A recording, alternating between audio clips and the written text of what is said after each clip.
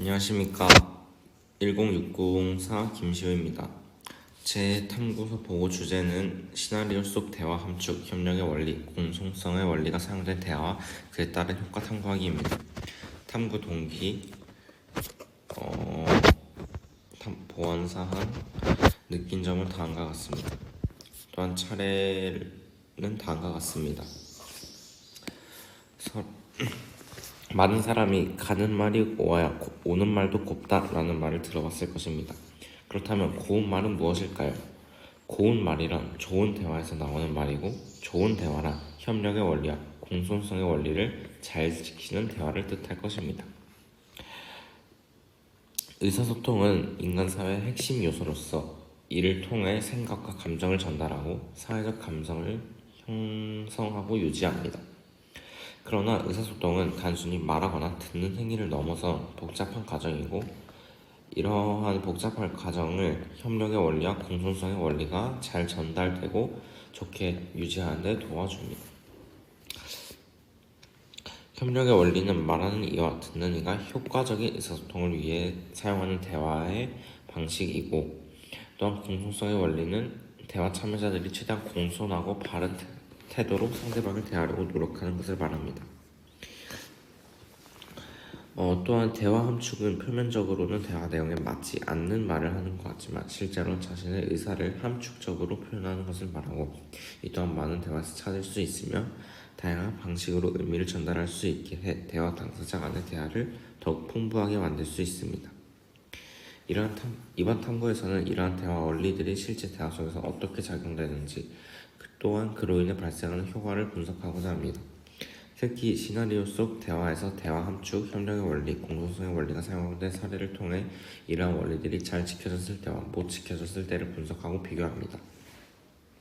또한 대화 함축은 지켜진 경우를 대화 함축을 사용한 경우를 보고 그 내용을 분석합니다.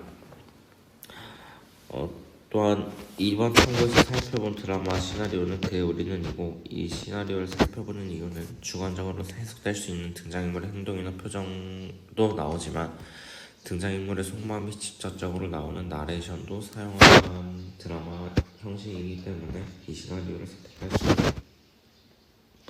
연구 방법으로는 첫째, 주요 장면을 선정하여 대화 분석한다. 둘째,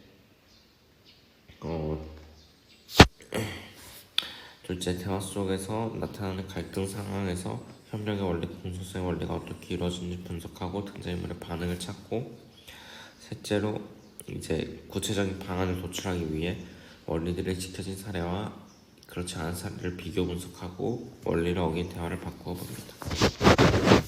첫 번째로 협력의 원리가 지켜진 사례와 지켜지지 않은 사례를 비교 및 분석해 보겠습니다. 협력의 원리에는 양의 경률, 질의 경률, 관련성의 경률, 태도의 경률이 있습니다. 양의 경률은 대화 목적에 필요한 만큼의 정보를 제공한다는 경률이고, 질의 경률은 거짓되거나 타당한 증거가 없는 내용을 말하지 말고 진실된 정보만을 말해야 한다는 경률입니다. 또 관련성의 경률은 대화의 내용과 관련이 있는 말을 해야 하고, 태도의 경률은 오하거나 중의적인 모욕을 피하며 간결하고 조리 있게 말해야 한다는 것입니다. 양의 경륜이 지켜지지 않은 사례는 이것이 있습니다. 지켜진 사례에는 아래와 같은 것이 있습니다. 양의 경륜이 지켜지지 않은 사례에서는 누가 한 말의 체형이 제대로 알아차리지 못하고 뭔 소리야? 라고 반응합니다. 지켜진 사례에서는 체형과 도열이 서로가 필요한 정보만을 말함으로써 쉽게 상황을 인식하고 추가 질문을 하지 않고 있습니다. 이를 통해 지켜지지 않은 대화를 바꿔보면 연수 누나가 준 거야? 이거 형 보고 같이 하지? 로 바꿀 수 있습니다. 이를 통해 알 수 있는 양의 경륜을 지켰을 때의 효과는 대화의 효율성을 높이고 원하는 정보를 쉽게 얻고 이해하며 문제 상황을 쉽게 해결하고 명확성을 향상시키는 것이 있습니다. 하지만 양의 경률만을 지키려고 하였을 때는 무리하게 평가될 수도 있으므로 다른 공손성의 원리를 지키는 것도 중요하다라고 생각됩니다. 질의 경륜을 지켜지지 않은 사례에는 이것이 있습니다. 지켜진 사례에는 이것이 있습니다. 질의 경륜이 지켜지지 않은 사례에서는 거짓말, 즉 사실이 아닌 말을 해 연수가 채용의 말을 믿지 못하고 대화가 효율적으로 이어지지 않습니다. 지켜진 사례에서는 지용이 채용에 묻는 말에 정확히 사실을 말함으로써 채용이 얻고자 하는 대답을 정확히 얻게 되었습니다. 이를 통해 지켜지지 않은 대화를 바꿔보면 한 번만 말해줘 채용 하나에 1억 정도인데 20점 정도 요즘 엔제인이 덕분에 유명해져서 앞으로 더 많이 볼 것 같아 등으로 바꿀 수 있습니다.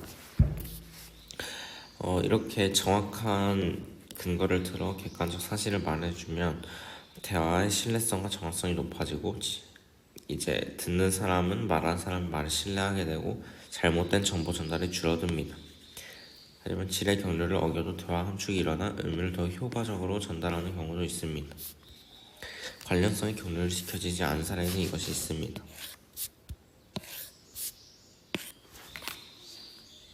지켜진 사례는 이것이 있습니다.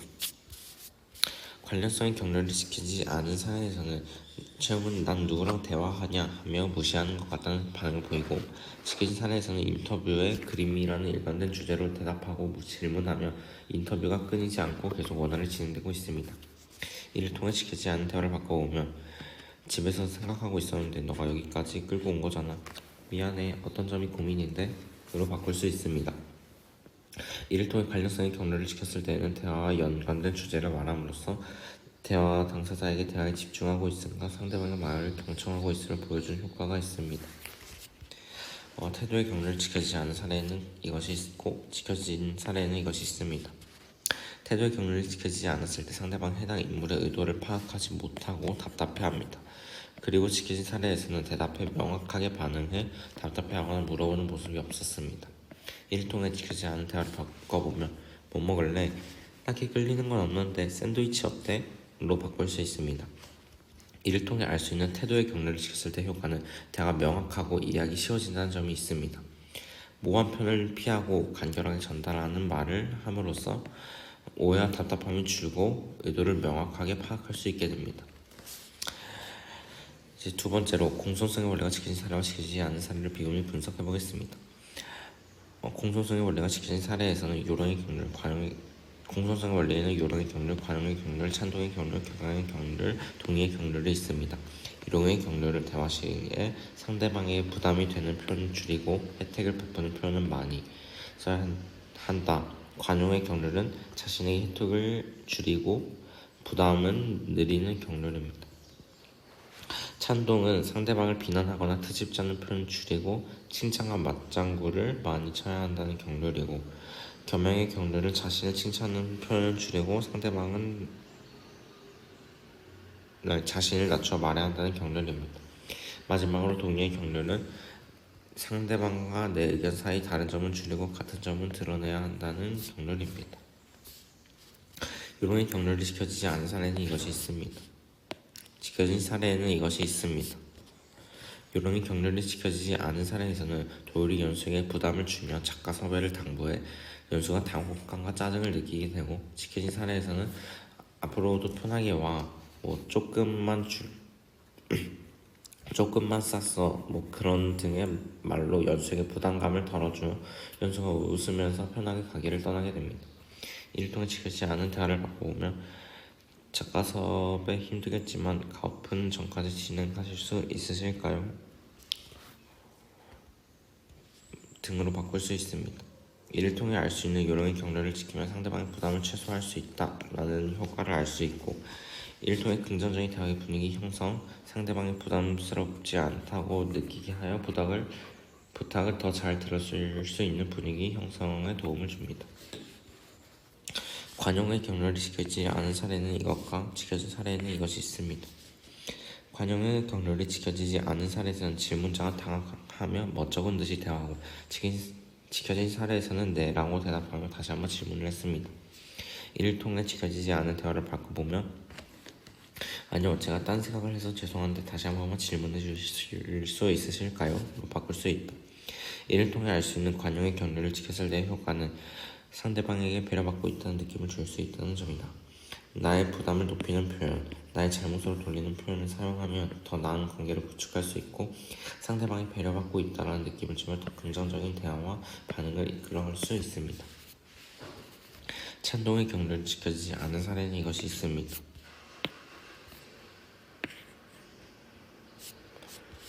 지켜진 사례는 이것이 있습니다.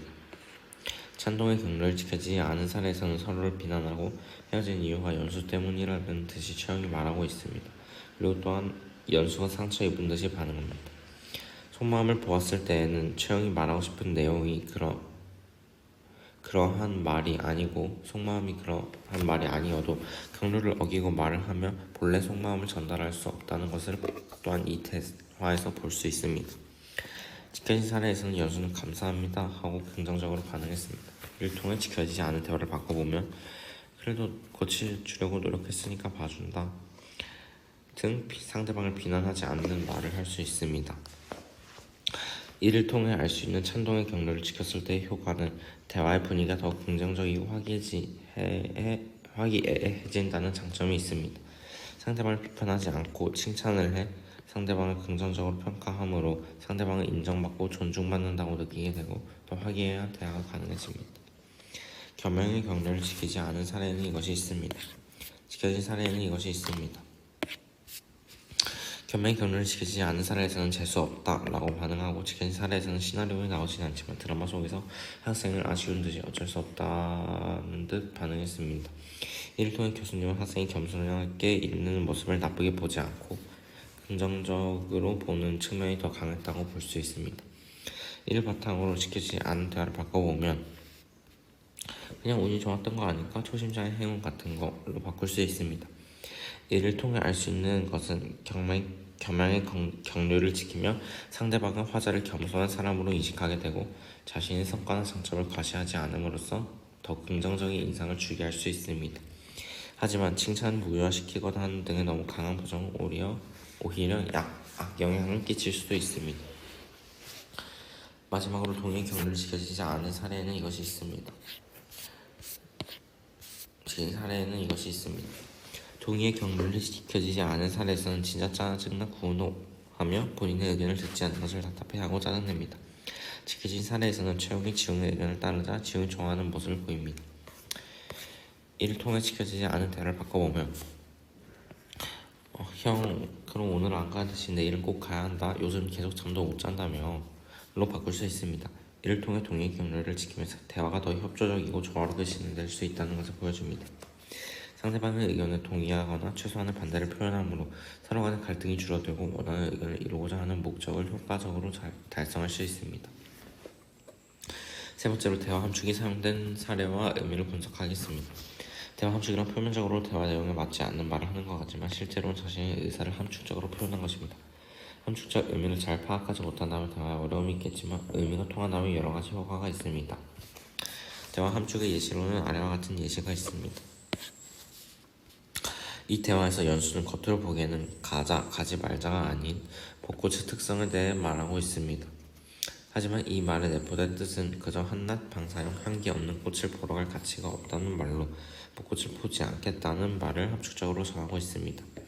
또한 여행 가면 안 되냐는 채영의 물음에 우리 시험기간이야 라고 답을 함으로써 시험기간이라는 공부해야 하는 시간에 다른 행동을 할 시간이 없다는 말로 여행을 가지 않겠다는 말을 함축적으로 하고 있습니다.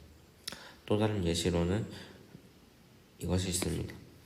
이 대화에서 채영은 겉으로 보기에는 뛴다 라는 지영의 말과 관련 없는 슬리퍼를 신고 왔다 라는 신발과 관련한 얘기를 하고 있습니다. 하지만 이 말 속에 포함된 뜻은 슬리퍼를 신어 뛰기 힘들다는 말로 뛰지 않겠다는 말을 함축적으로 전하고 있습니다. 이처럼 대화 함축은 말하는 사람의 의견을 다양한 방식으로 전달할 수 있게 하고 싫다는 말을 돌려 말하며 상대방의 기분을 생각하는 배려 있는 말하기 방법이라고 생각됩니다. 이번 탐구에서 드라마 그의 우리는 대화를 통해 협력의 원리, 공손성의 원리가 어떤 효과를 가지고 이 원리를 지키지 않았을 시 어떤 반응이 생기는지 또한 대화 함축이 실제 대화 속에서 어떻게 적용되는지를 분석하였습니다. 협력의 원리에는 이러한 경륜이 있고 공손성의 원리는 이러한 경륜이 있습니다. 이러한 원리들이 잘 지켜졌을 때와 그렇지 않을 때 효과를 비교하고 어긴 대화를 고침으로써 이로운 점, 사용 시 유의할 점을 도출할 수 있었습니다. 협력의 원리를 지킬 때에는 주로 대화의 효율성, 신뢰성, 명확성이 공통적으로 향상되는 모습을 보였고요. 공손성의 원리를 준수할 때에는 대화의 긍정적인 분위기 조성, 배려와 존중을 느끼게 할 수 있는 점이 공통적인 장점으로 드러났습니다.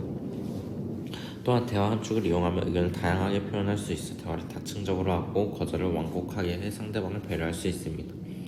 결론적으로 협력의 원리, 공손성의 원리를 잘 지키고 대화 함축을 적절히 활용하며 효과적이고 효율적이고 또한 상호 존중적인 대화를 할 수 있고 더 나은 사회적 관계를 형성하고 유지할 수 있습니다.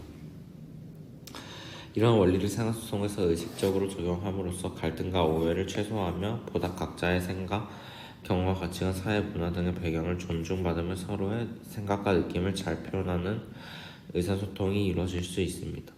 탐구를 진행하면서 대화 함축에도 고정 대화 함축, 일반 대화 함축 등 여러 가지 종류의 대화 함축이 있고 그에 따른 비분리성, 계산 가능성 등의 여러 가지 특징이 있다는 것을 알게 되어서 후에는 이와 관련한 후속 탐구를 해보고 싶다라는 생각이 들었습니다.